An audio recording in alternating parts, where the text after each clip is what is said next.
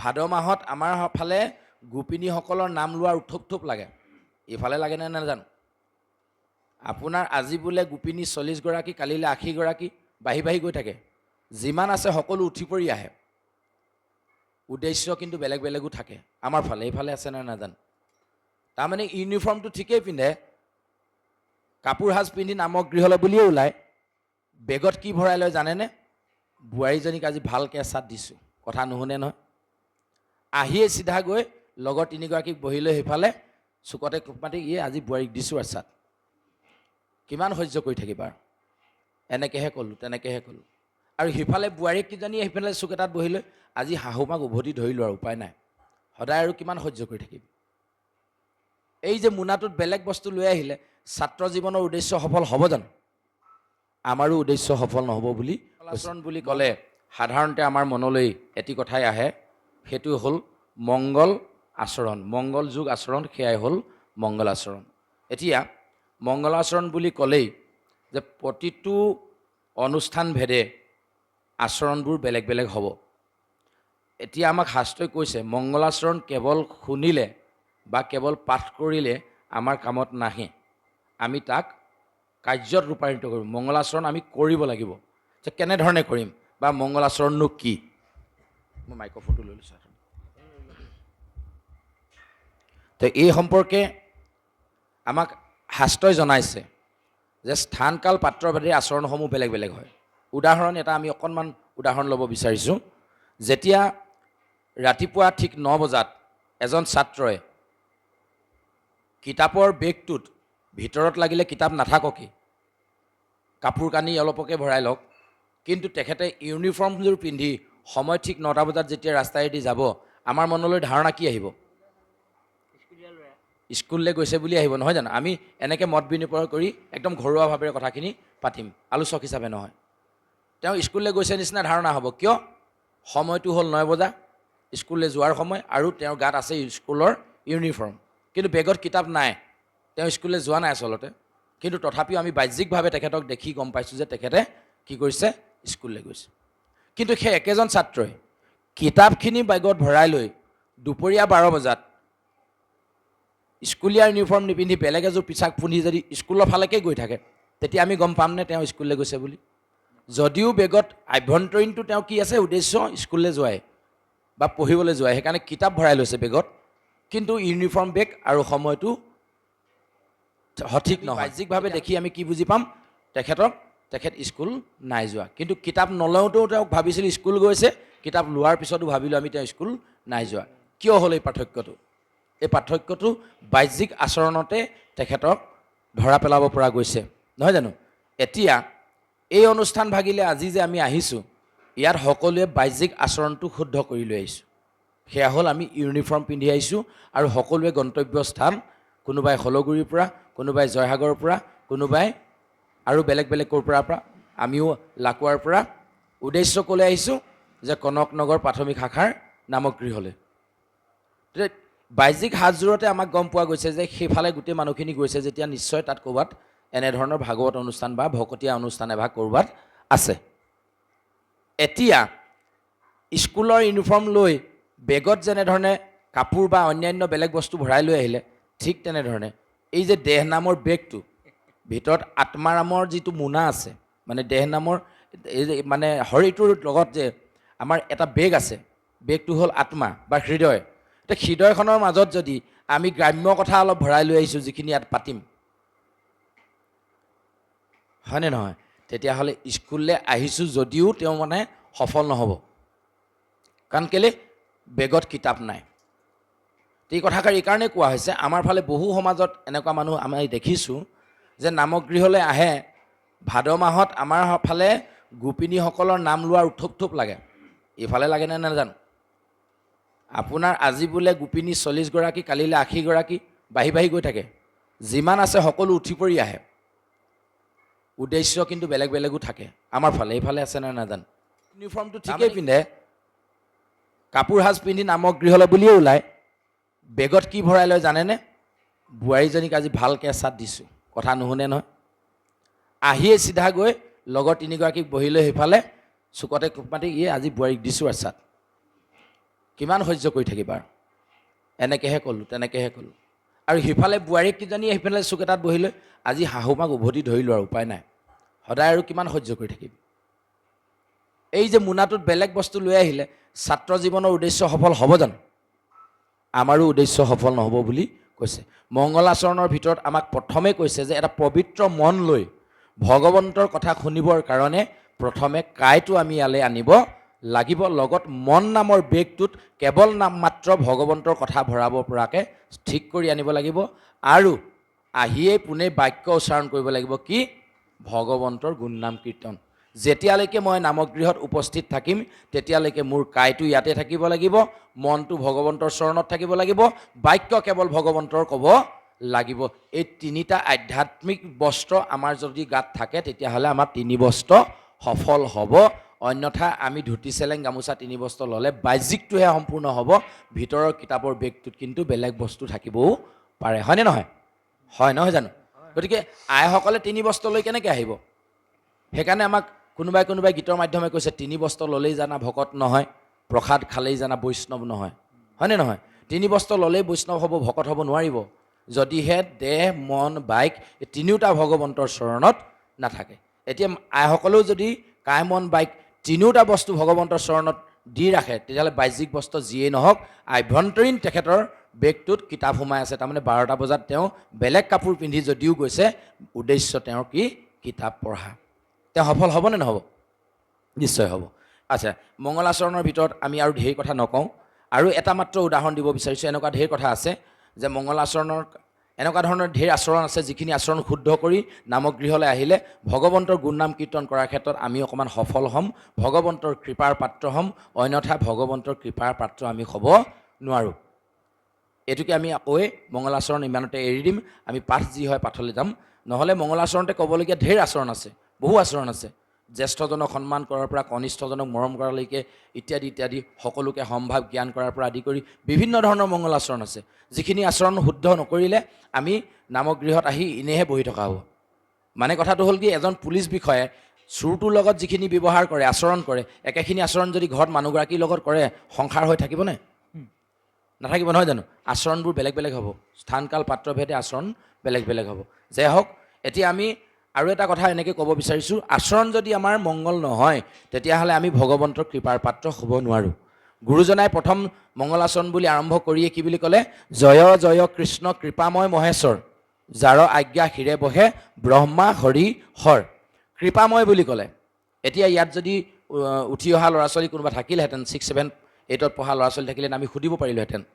বা বিজ্ঞসকলে জানে যে কৃপাময় শব্দটোৰ পৰা এটা যদি সমাহ বাক্য আমি লিখিবলৈ কওঁ তেওঁলোকে কি লিখিব লাগিব যি সকলোকে কৃপা কৰে তেওঁকে কৃপাময় নুবুলে জানো আচ্ছা যদি ভগৱন্তই সকলোকে কৃপা কৰেই তেতিয়াহ'লে বাপ আপুনি দুখী মই সুখী আপুনি ধনী মই দুখীয়া আপুনি বগা মই ক'লা সকলো সমান কিয় নহয় যদি ভগৱন্তই সকলোকে কৃপা কৰে সমানে তেতিয়াহ'লে সকলো সমান হ'ব লাগিছিল সকলো সমানে অভিজ্ঞ হ'ব লাগিছিল সকলো সমানে জ্ঞানে পুষ্ট হ'ব লাগিছিলে সকলোৱে সমানে সকলো কাম কৰিব পৰা হ'ব লাগিছিলে কিয় নহয় এতিয়া শাস্ত্ৰই পিছলৈ আমাক জানিবলৈ দিছে যে গণ্ডগোলটো ভগৱন্তৰ কৃপাটোত নাই গণ্ডগোলটো আছে পাত্ৰটোত উদাহৰণস্বৰূপে টেপ এটাৰ পৰা বাহিৰৰ টেপটোৰ পৰা পানী ঘটি আনিবৰ কাৰণে আমাৰ ভূঞা বাপজনায়ো ঘটিটো লৈ গ'ল এইভাগ আমিও পাত্ৰ এটা লৈ গ'লোঁ একেটা টেপৰে পানী তেখেতে অলপ আনিলে ময়ো অলপ আনিলোঁ মোৰ পানীখিনি ঘোলা লেতেৰা হ'ল তেখেতৰখিনি চাফা হ'ল কাৰণটো কি কৃষ্ণ মোৰ পাত্ৰটোত লেতেৰা পৰি আছিল গোবৰ জাবৰ লাগি আছিল সেইকাৰণে মোৰ পানীখিনি লেতেৰা হ'ল নহ'লে একেটা টেপৰে পাতি আচ্ছা এতিয়া এই যে পাত্ৰবোৰ আমি এই গ্লাছটো এটা পাত্ৰ পানী থৈছোঁ ঘটিটো এটা পাত্ৰ তাত আমি পানী থৈছোঁ নহয় জানো বা ধৰক এই ঠগাখন এখন পাত্ৰ তাৰ আমি ভাগত ভাগ থৈছোঁ এই পাত্ৰবোৰ দেখি আছোঁ যে কৃপাৰ পাত্ৰ ভগৱন্তৰ কৃপাৰ পাত্ৰ মানুহজন বোলে বৰ দয়াৰ পাত্ৰ দেই মানুহজন বৰ শ্ৰদ্ধাৰ পাত্ৰ ল'ৰাটো বৰ মৰমৰ পাত্ৰ এই পাত্ৰকেইটা ক'ত থাকে দেখিছোঁ নাই আমি এইকেইটাবোৰ বাহ্যিক পাত্ৰ আমি দেখি আছোঁ যে এই যে মৰম থকা পাত্ৰটো কৰুণা থকা পাত্ৰটো দয়া থকা পাত্ৰটো ক'ত থাকে দেখিছোঁ নাই কিন্তু অন্তৰত মৰম থাকে হৃদয়ত কৰুণা থাকে প্ৰেম ভাৱ থাকে নাথাকে জানো অন্তৰ বা হৃদয় বুলি এডোখৰ জেগা আছে এডোখৰ পাত্ৰ আছে য'ত ভগৱন্তৰ কৃপাটো পৰে এতিয়া সেই পাত্ৰটো যদি লেতেৰা থাকে ভগৱন্তই আজিৰ দিনত সমস্তকে সমানে কৃপা কৰিব। কেলে আমি সমস্তই ভগৱন্তৰ চৰণত তেওঁৰ কথা শুনিবৰ কাৰণে আহিছোঁ, তেওঁৰ ওচৰত আমি সেৱা ধৰিবৰ কাৰণে আহিছোঁ। গতিকে ভগৱন্তই আজি সমস্তকে সমানে কৃপা কৰিব। এতিয়া মোৰ পাত্ৰটো যদি লেতেৰা হৈ থাকে তেতিয়াহ'লে ইয়াৰ পৰা মই লেতেৰা কৃপা অলপ লৈ যাম আৰু আপোনালোকৰ পাত্ৰটো চফা, গতিকে আপোনালোকে কৃপাখিনি ভগৱন্তৰ কৃপাখিনি চাফাকৈ লৈ যাব, তেতিয়াহ'লে আপোনালোকৰ উপকাৰ হ'ব, মোৰ অপকাৰ হ'ব, হ'বনে নহ'ব? গতিকে এই হৃদয় নামৰ পাত্ৰটো চফা আমি কেনেকৈ কৰিম? বাহ্যিক পাত্ৰবোৰ আমি দেখি থাকোঁ কাৰণে তাক লেতেৰা দূৰতে এৰি দিওঁ। এই উদাহৰণটো আমি প্ৰত্যেক জেগাতে দিওঁ, আজিও কওঁ। আমাৰ ফালে এজন বাপ আছিল ভূপেন ভৰালী, তেৰাক এদিন কোৱা হ'ল বোলে নহয় নামঘৰত শৰাই ভাগি আপুনি অৰ্পণা কৰক। শৰাই ক'ত অৰ্পণা কৰে? মণিকূটত, নহয় জানো? মণিকূটত তেওঁ শৰাই ভাগ অৰ্পণা কৰিবলৈ কোৱা হ'ল। তেখেতে ক'লে বাপ মোক বোলে চেণ্ডেল পিন্ধি যাবলৈ দিবনে? বেয়া লাগিছে শুনি ন? যদিও হাঁহিছোঁ কথাটো শুনিব অদ্ভুত নিচিনা লাগিছে। শৰাই সজাবলৈ কৈছে, আকৌ চেণ্ডেল পিন্ধি যোৱাৰ কথা কৈছে। আমি দিম নে নিদিম? আমিতো বাদ দিয়ক, এই তৃতীয় চতুৰ্থ শ্ৰেণীত পঢ়া ল'ৰাটো ক'ব বোলে চেণ্ডেল পিন্ধি নাহিব, অকণ মণিকূটটো বাদেই দিয়ক, নামগৃহত সোমাবলৈকে নিদিব। কিয় নিদিয়ে? চেণ্ডেলযোৰে বিভিন্ন ধৰণৰ জেগা গচকি আহিছে, লেতেৰা গচকি আহিছে, গতিকে চেণ্ডেলযোৰ ভিতৰলৈ নিয়াটো মানা আছে। লেতেৰা পবিত্ৰ জেগাডোখৰ লেতেৰা বস্তুটো আমি কিয় ভৰাম? চিধা চিধিকৈ উত্তৰটো ওলাই আছে। আচ্ছা, মই ঘৰৰ পৰা খোজকাঢ়ি আহিম খালী ভৰিৰে, তেতিয়া মোৰ ভৰিটো ভিতৰলৈ ভৰাবলৈ দিব নাই? ভৰিটো খুলি থৈ আহিম নি বাহিৰত? মই যেনিবা ঘৰৰ পৰা খালী ভৰি আহিলোঁ, ইয়াৰ পৰা মোৰ ঘৰ যেনিবা 0.5 কিলোমিটাৰ দূৰত আছে, 0.5 কিলোমিটাৰ ৰাস্তা মই খালী ভৰিৰে খোজকাঢ়ি আহিছোঁ, ভৰিটোতো মই বাহিৰত খুলি থৈ আহিব নোৱাৰোঁ চেণ্ডেলযোৰ নিচিনা। ভৰিটোতো মই ভিতৰলৈ সোমাবই লাগিব তেতিয়াহ'লে। তো ভৰিটো ধুই সোমাম, চেণ্ডেলযোৰ ধুই সোমাম আকৌ, তেতিয়া হ'ব নাই? তথাপিও নিদিয়ে। কিয়? যাৰ স্থান য'ত, স্থান অনুপাতেহে মান পায়। আপুনি নুপুৰ লাগিলে 1,00,000 টকীয়া পিন্ধক, সি স্থান পাব ভৰিত। সেন্দুৰ লাগিলে আপুনি 5 টকীয়াই লওক, সি স্থান পাব শিৰত, হয়নে নহয়? গতিকে চেণ্ডেলৰ স্থান সদায় বাহিৰতেই, গতিকে তাক তাতে স্থান দিব লাগিব। এই যে বাহ্যিকভাৱে লেতেৰা বোলা বস্তুটো দেখিলোঁ, তাক কোনো কাৰণত ভিতৰলৈ আনিবলৈ যিটো অনুমতি প্ৰদান আমি নকৰিলোঁ, বাহিৰতে থলোঁ। ঠিক তেনেধৰণে আত্মাত যিখিনি লেতেৰা মই লৈ আহিছিলোঁ ঘৰৰ পৰা, ঘৰ বাৰী, ল'ৰা ছোৱালী, গৰু ছাগলী, টকা পইচা, বিভিন্ন ধৰণৰ যিখিনি মোনাত ভৰাই আনিছিলোঁ, এইখিনি পোনে আহি নামসিংহতে, কিছুমান নামঘৰত নামসিংহ ভাগ দিয়ে বাটচৰাতে, নাই যদিও আপুনি বাটচৰাতে সেৱাভাগ জনাই ভগৱন্তৰ নামসিংহৰ প্ৰতি সেৱাভাগ ধৰক। কাৰণ গুৰুজনে আমাক দিছে, পুণ্য অৰণ্যৰ মাজে মাধৱৰ নামসিংহ প্ৰকাশ কৰয় আতি বৰে, যাৰ ধ্বনি শুনি ভয়ে পাপমতী হস্তি চয়, পলাই আতি তাসতে লৰে, হয়নে নহয়? গতিকে আমি আমাৰ এই যিবোৰ লেতেৰাবোৰ তাতে খুলি থৈ গুচি আহিব লাগিব। মায়াৰ কাপোৰবোৰ আমি তাতে খুলিম, খুলি মাত্ৰ 3 বস্ত্ৰ লৈ সোমাম, সেই যে মন বাইক, আৰু ঘূৰি যাওঁতে লাগিলে সেইখিনি আমাৰ লগত লাগিয়ে যাওক, এইখিনি ল'বই লাগিব। কেলে? আমি সংসাৰলৈ আহিছোঁ 4 আশ্ৰম 4 পুৰুষাৰ্থ সাধনৰ কাৰণে, ধৰ্ম অৰ্থ কাম আৰু মুখ্য। গতিকে এইটো আমি কৰিবই লাগিব। আমি সংসাৰত ব্ৰতী থাকিবই লাগিব। আমাক উদাহৰণটো দিছে এনেকৈ, উদাহৰণস্বৰূপে এখন নাও, সি নাও হিচাপে মূল্য কেতিয়া পাব? বামত থাকিলে নে পানীত থাকিলে? একেই নাও ধুনীয়াকৈ বনাই মেলি বাপজনাই নদীত ধুনীয়াকৈ ইপাৰ সিপাৰ ক'ব পৰাকৈ থৈ দিছে, আৰু মই ঘৰৰ চোতালত সজাই থৈছোঁ। নাওখনৰ মৰ্যাদা ভূঞা বাপৰখনে পাবনে মোৰখনে পাব? ভূঞা বাপৰখনে পাব। কিন্তু ৰিক্সি আকৌ তেওঁখনে আছে, পানীত ডুবিবও পাৰে, মোৰখন নুডুবে আকৌ। মানে সংসাৰ কৰিলেই ৰিক্সটো বাঢ়ি যায়, কিন্তু মূল্য সংসাৰ কৰিলেহে মনুষ্যৰ আছে, নহ'লে নাই। এইটো মায়াটো আমাক লগত দিছেই ভগৱন্তই। আচ্ছা, এতিয়া ডাঙৰ কথাটো হ'ল যে এই সংসাৰখন পাৰ হ'বলৈও কিন্তু সেইখন নাওতে উঠিব লাগিব। নাওখনত নুঠিলে আমি পাৰ হ'ব নোৱাৰোঁ। কিন্তু নাওখন আকৌ পানীৰ ওপৰতে থাকিব লাগিব, নহ'লে আকৌ তাৰ মূল্যও নাই। মানে সংসাৰ সাগৰ পাৰ হ'বলৈ যিখন নাৱত উঠিম, সেইখন নাও সেই সংসাৰ পানীৰ মাজতে থাকিব। কিন্তু নাওখনত যদি পানী সোমায়, সেইখন নাৱত আমি উঠিম নে নুঠিম? নুঠোঁ। কেলৈ? ডুবি মৰাৰ সম্ভাৱনা আছে, হয়নে নহয়? আমাকো সেইটোকে কৈছে, সংসাৰ নামৰ এই মায়াৰ নাওখনত তুমি উঠিবা, একো নাই, কিন্তু সেই মায়াখনত মজি তুমি থাকিব নালাগিব। তাৰমানে নাওখনত ফুটা থাকিব নালাগিব। আমাৰ বিষয় নাওখন আমাৰ ফুটা, সেইকাৰণে আমি সেইখনত পানী সিঁচোতে ইপাৰ পাবলৈ দেৰি লাগে। এই ল'ৰাটোৰ মানে হিঁচা, এইফালে ছোৱালীজনীৰ কাৰণে হিঁচা, এইফালে মাৰ কাৰণে হিঁচা, দেউতাৰ কাৰণে হিঁচা, এই যে মায়াবোৰৰ মাজত আমি সিঁচোতে পানী সোমাই আছে ন, ইফালৰ পৰা গোটেই ফুটা, এই ফুটাবোৰেদি পানী সোমাওতে ভগৱন্তৰ কথা মানে ঢালিছোঁ ফুটাত, ইফালে ওলাই গুচি গৈছে। এনেকৈ হ'লে আমি সংসাৰ ভৱবৈতৰণি পাৰ হ'ব নোৱাৰোঁ। গতিকে এই ৰাম নামৰ নৌকাত উঠি ভৱ বৈতৰণি পাৰ হ'বৰ কাৰণে আমি সেইখন নাৱতে উঠিব লাগিব, কিন্তু সেই নাৱত পানী কেতিয়াও সোমাব নালাগিব। আৰু সেইকাৰণে কৈছে সংসাৰৰ পংকৰ মাজত থাকি হৃদি পদ্ম ভগৱন্তৰ প্ৰতি আমি পোন কৰি ৰাখিব লাগিব। হৃদি পদ্ম ধৰি গজেন্দ্ৰে ত্ৰাসী মধুসূদন কৰাৰ কাৰণে গজেন্দ্ৰে মুকুতি লাভ কৰিলে, এনেধৰণৰ কথা আমাক কৈছে। এনেকুৱা ধৰণৰ বহু ধুনীয়া ধুনীয়া উদাহৰণৰ সৈতে আমাৰ মংগলাচৰণ ভাগ গুৰুজনে আমাক আগবঢ়াইছে। আৰু পিছলৈ বহুত তেনেকুৱা ধৰণৰ থাকিলে। নমো নমো মধুমূৰ ৰিপু মহাহৰি, মধু আৰু মূৰ নামৰ দুজন দৈত্য দমন কৰিছিলে বুলি কৃষ্ণ ৰূপে আমি গম পাওঁ। কৃষ্ণ বলৰামৰ ৰূপত তেওঁলোকে মধু আৰু মূৰ দানৱ দুজন বধ কৰিছিলে বুলি গম পাওঁ। কিন্তু গুৰুজনাই ইয়াৰ বৰ চতুৰালিৰে এটা শব্দ ব্যৱহাৰ কৰি দিলে, ৰিপু। নমো নমো মধুমূৰ দানৱ মহাহৰি, অসুৰ মহাহৰি বুলি নাই লিখা, ইয়াত ৰিপু বুলি লগাই দিলে। গুৰুজন বিৰাট চতুৰ। আমি সেই শব্দবোৰৰ অৰ্থ বুজিব লাগিব।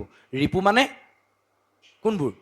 কাম, ক্ৰোধ, লোভ, মোহ, দম্ভ, দেশ, অহংকাৰ, এইবিলাক ৰিপু নহয় জানো? যে এই ৰিপুবোৰৰ কথাকে আমাক কৈছে যে আমাৰ মাজতো তেনেকুৱা প্ৰধান প্ৰধান দুটা ৰিপু আছে, কামনা আৰু বাসনা।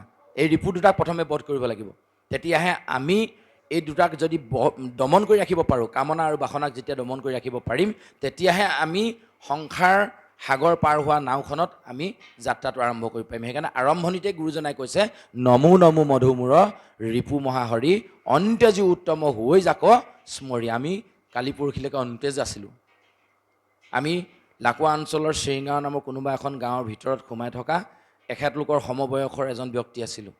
যিদিনাই ভগৱন্তৰ কথা দুআষাৰ কম বুলি আমাৰ গাঁওখনৰ মানুহৰ মাজতে আৰম্ভ কৰিলোঁ, কোনোবাই এখেতলোকৰ নিচিনা কোনোবা এজন ব্যক্তিয়ে পাই আমাক উপকাৰ কৰিলে, বাবুমণি পাটৰ। তেখেতে প্ৰথমে আহি আমাৰ ভিডিঅ' এটা তেখেতৰ চেনেলত ভাইৰেল কৰাই দিলে, আৰু আজি তাৰ পৰিণামস্বৰূপে আপোনাসৱৰ শ্ৰীচৰণ সেৱা কৰাৰ এই সুযোগকণ আমি লাভ কৰিলোঁ। এয়া হ'ল ভগৱন্তৰ কথা কোৱাৰ কাৰণেহে। মই মোৰ কথা কোৱা হ'লে আপোনাসৱে ইয়ালৈ মোক নামাতিলেহেঁতেন, বা যদি মোৰ নিজৰ জীৱনৰ কথা ইয়াত আৰম্ভ কৰোঁ, আপোনালোকে মোক উঠিবলৈ ক'বলৈও বেছি সময় চাগে নালাগিব, নহয় জানো? কাৰণ আমি ভগৱন্তৰ কথা শুনিবলৈ আহিছোঁ। আৰু যি ধৰণে আমাক কোৱাৰ কাৰণে এই আসন দিলে, আপোনাসৱে শুনিলেও সেই আসন পাব। কাৰণ কেলৈ? শ্ৰৱণ প্ৰথম ভক্তি, কীৰ্তন তাৰ পাছত। গতিকে আহক আমি সকলোৱে ভগৱন্তৰ গুণনাম কীৰ্তন এনেধৰণে শ্ৰৱণ কৰোঁ, যাৰ যোগেদি অনাগত দিনত আজিৰ দিনটোৰ এই বিশেষ সময়খিনি আমাৰ কাৰণে এটা আশীৰ্বাদ স্বৰূপ হৈ পৰিব। ভগৱন্তৰ কৃপা আমাৰ হৃদয়ত লব্ধমান হ'ব, যাৰ যোগেদি অনাগত দিনত আমি আমাৰ অনুজসকলকো সেই পথেদি যাবৰ কাৰণে আহ্বান জনাব পাৰিম। ইয়াকে কৈ আমাৰ মংগলাচৰণৰ এই চমু দুআষাৰ ইমানতে এৰি দি আমি পিছৰ পাঠলৈ যাবৰ কাৰণে বাপৰ চৰণত সেৱা ধৰাইছোঁ। কৃষ্ণ।